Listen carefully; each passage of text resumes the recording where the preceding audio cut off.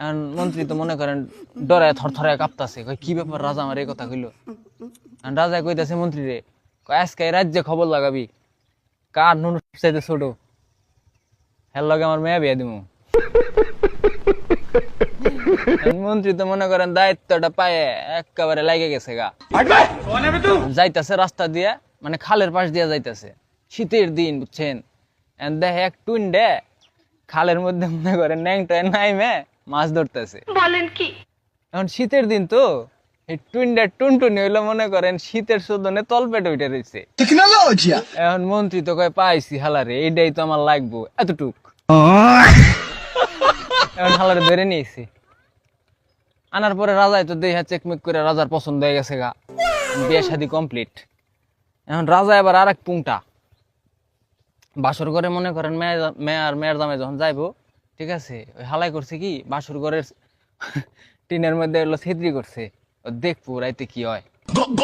এখন গেছে বাসর ঘরে, যাওয়ার পরে টুইনটা যখন মনে করেন জামা কাপড় সব খুলছে, দেখায় কি এক হাত। রাজার তো দেই হ্যাঁ মাথা মুতা নষ্ট, কয় হাই হেরে আমার মেয়ে তো কি কষ্ট পাইব রে।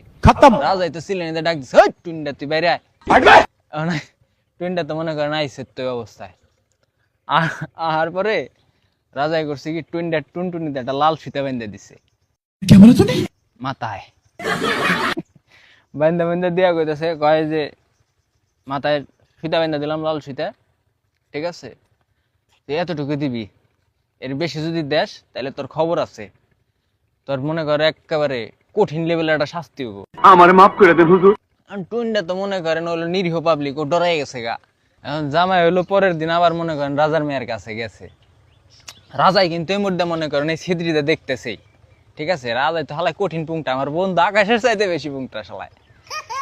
এখন যাওয়ার পরে মানে কাম কাজ যখন শুরু করবো বুঝছেন, এখন হালাই এলো ওই খালি মাথা টুক দিতেছে। এখন রাজার মেয়া কইতাছে, কয় কাল দিলে পুরো আজ কেন আধা। টুইনটা তখন কয় কয় দেখো না সোনার মাথায় তোমার বাপের লাল সুতো বাঁধা।